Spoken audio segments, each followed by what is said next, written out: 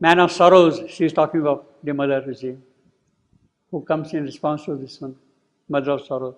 When I was a child of about 13, the mother speaking of that is in 1891. And this she has written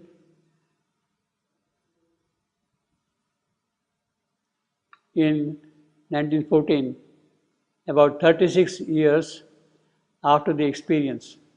She was at the age of 13 and she has written in the Praise of Meditation this one. When I was a child of about 13, for nearly a year, every night, as soon as I had gone to bed, it seemed to me that I went out of my body and rose straight up above the house, then above the city, very high above. Then I used to see myself clad in a magnificent golden robe, much longer than myself, as a child of 13, you see. And as I rose higher, the robe would stretch, spreading out in a circle around me to form a kind of immense roof over the city. Then I would see men, women, children, old men, the sick, the unfortunate coming out from every side.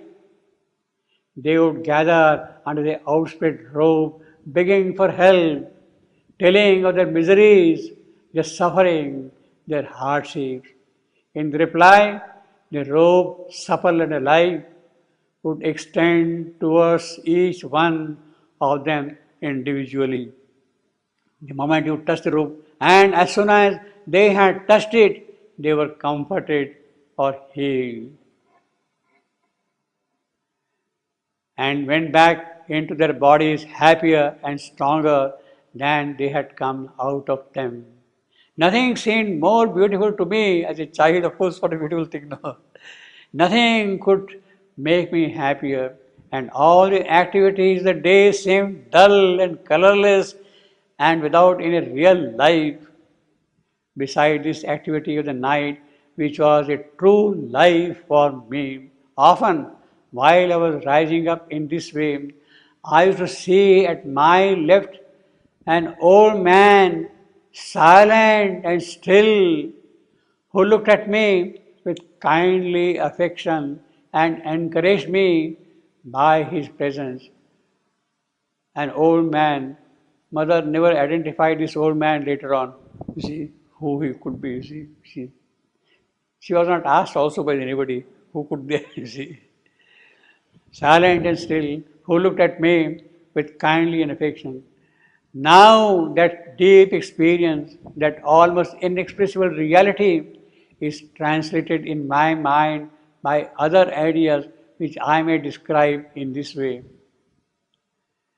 Many a time, the day and night, it seems to me that I am, or rather my consciousness is, concentrated entirely in my heart, which is no longer an organ.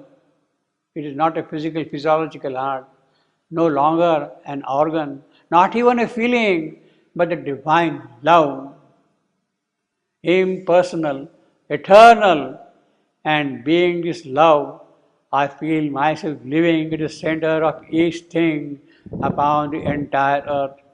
And at the same time, I seem to stretch out immense, infinite arms and envelop with a boundless tenderness all beings, clasped, gathered, nestled on my breast that is vaster than the universe, vaster than the universe. Words are poor and clumsy. O Divine Master, and and mental transcriptions are always childish. But my aspiration to Thee is constant, and truly speaking, it is very often Thou and Thou alone who livest in this body, this imperfect means of manifesting Thee. May all beings be happy in the peace of Thy illumination. That is the grace she is granting. That is the grace.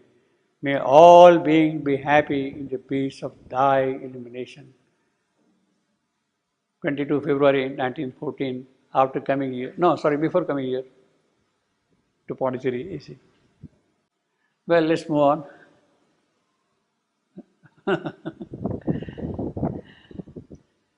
Accepting the universe as her body of woe, the mother of the seven sorrows bore, the seven stabs that pierce her bleeding heart.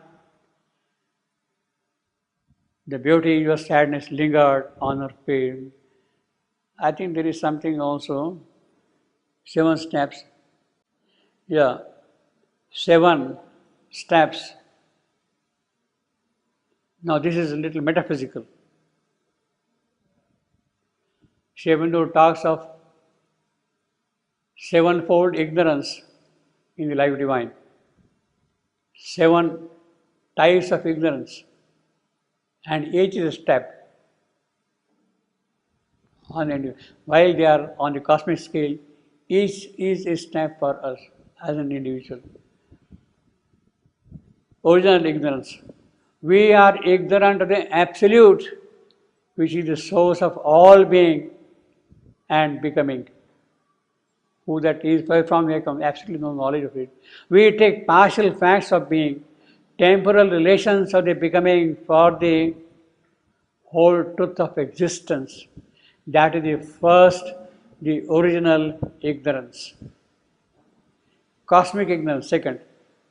We are ignorant of the spaceless, timeless, immobile and immutable self of Atman. We take the constant mobility and mutation of the cosmic becoming in time and space for the whole truth of existence. That is the second, the cosmic ignorance. The third, egoistic ignorance. We are ignorant of our universal self. We are so much concentrated in our ego, we forget about the universe. The cosmic existence, the cosmic consciousness, our infinite unity with all being and becoming. We take our limited egoistic mentality, vitality, corporeality for our true and self-regard, etc. The temporal ignorance. Next, we are ignorant of our eternal becoming in time. We are in time, but there is an eternal becoming of progress. We take this little life in a small span of time, in a petty fade of space for our beginning, our middle, and our end. That is the fourth, the temporal ignorance. Fifth, psychological ignorance. Even within this brief temporal becoming, we are ignorant of our large and complex being, of that in us which is superconscient, subconscient, intraconscient, circumconscient to our surface becoming. So our surface becoming is all we know, but there are many other dimensions which are not known to us. We take the surface becoming with a small selection of overtly mentalized experience for our whole existence. That is the fifth, psychological ignorance. Constitutional ignorance. We are ignorant of the true constitution of our becoming. We take the mind or life or body or any two of these or all the three, our true principle or the whole account of what we are. The fourth dimension is not known to us. Losing sight of that which constitutes them and determines its occult presence and is meant to determine it sovereignly by its eagerness, by its emergence, their operation. That is the sixth, constitutional ignorance. And the last, the practical ignorance. As a result of all these ignorances, we miss the true knowledge, government, and enjoyment of our life and world. So we really don't enjoy life also because we are ignorant of everything. We are ignorant of our thought, will, sensations, action, return wrong or imperfect responses at every point to the questionings of the world, wander in a maze of errors and desires, strivings and failures, etc. That is the seventh, the practical ignorance. So we live in a world of ignorance. Now, while he is describing the life divine as a kind of a metaphysical argument, there is a spiritual reality on the individual level also. Each of these things is present within us. Within us. The inner being is experiencing all these things within us. And it is that which has to grow out, you see.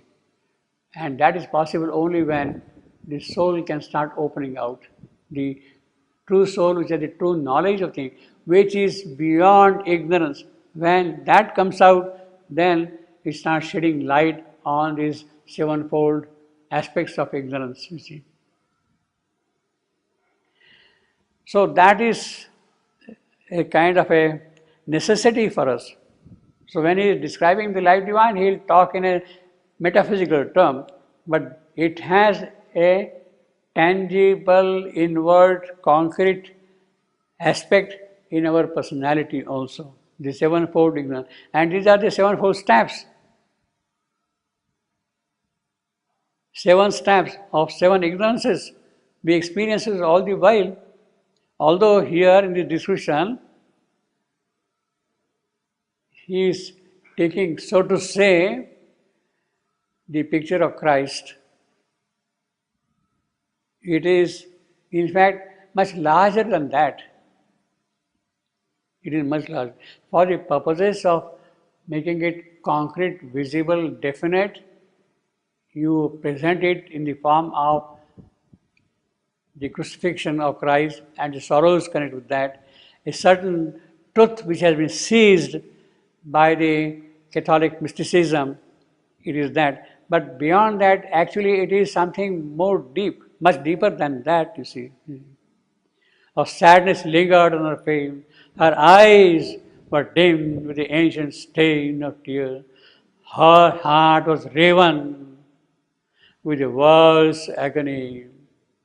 What a powerful line. Her heart was riven with the world's agony. Riven, split, broken, fissured, split.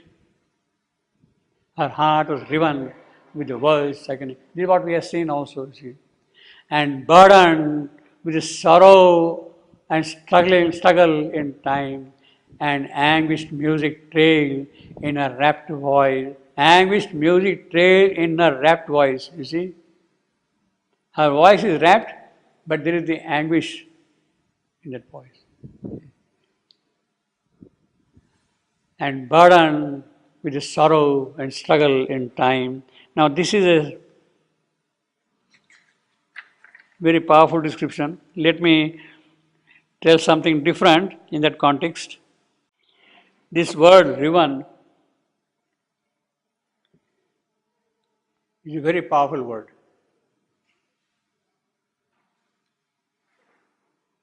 There is a line in Savitri where this word appears. Got it? 68.85.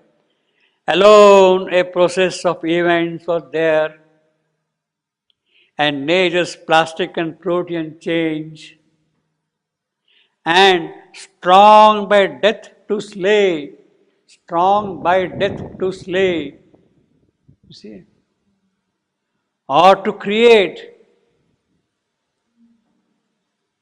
by death to slay or create, the riven, invisible atoms, omnipotent force. The riven, invisible atoms, omnipotent force. So it is that which can create, which can destroy. Create or destroy both. Strong by death to slay or create. This is one of the most beautiful lines. The riven, invisible atoms, omnipotent force. See, this word riven had that kind of a condition. Her heart was riven, split, broken, fissured. The riven, invisible atom. Atom is riven, is broken, split. That is the atom bomb. Atom bomb. And suddenly you see, the riven, invisible atom, omnipotent force, that light, force, power, which can create or destroy. as it says. It is that strength of word riven which is here. Her heart was riven, you see, which is present here, which can destroy or create something new. With the worst agony, her worst agony is there, it can either destroy that thing or create something new out of that, you see. That is the kind of an intensity of her feeling or emotion is there. Now this line, the raven invisible atoms omnipotent force. Omnipotent is a very big word, of course, but it has that power. Because it can create, it can slay, death's force can create, it can destroy. Therefore, it is omnipotent. It is that strength of death is there in that atom. This line describes what we see in the atomic explosion. The first bombs were dropped on Nagasaki on 8th August 1945 in the morning at 8 o'clock. And then see the havoc it created. And the second bomb, 2 days after that, Hiroshima, and could see the havoc it had created. That was in 1945 as a visible experience to the world. But here the yogi is writing this thing in 1942. This line was written by Sri Aurobindo in 1942. He has already seen the power of the bomb. 1942. This line is 1942 line, the first appearance of it. He has already seen what havoc it can create. The raven invisible atoms, omnipotent force. He has already seen that power in the atom. And this line is absolutely mantric line. The raven, invisible atoms, omnipotent force. See the sound value of it, raven, invisible, we and all that you see. It is pure mantra of power. See, you don't have, for instance, if you see even accepting the universe as a body of woe, a very beautiful line, all that thing, but looks a little mild compared with the raven, invisible atoms, omnipotent force, keeps on hammering on you in your soul, you see that. There's a strength.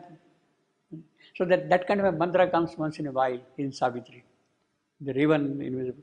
And here you have a bit of an echo of that. In the world's agony, her heart was riven with the world's agony.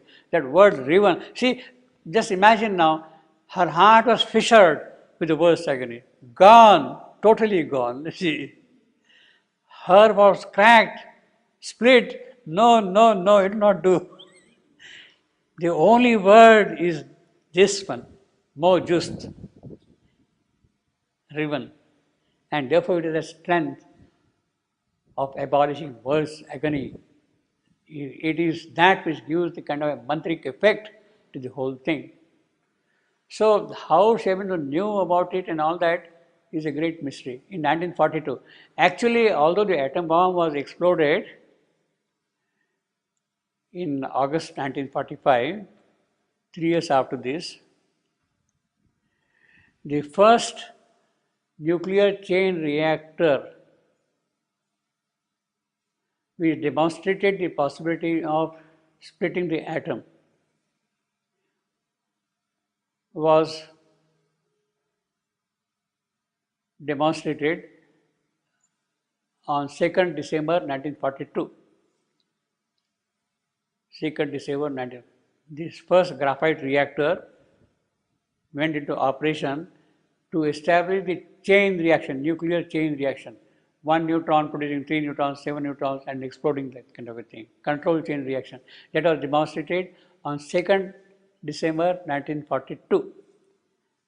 Now, this line is in 1942, but before 2nd December. See? See? He had another way of doing things.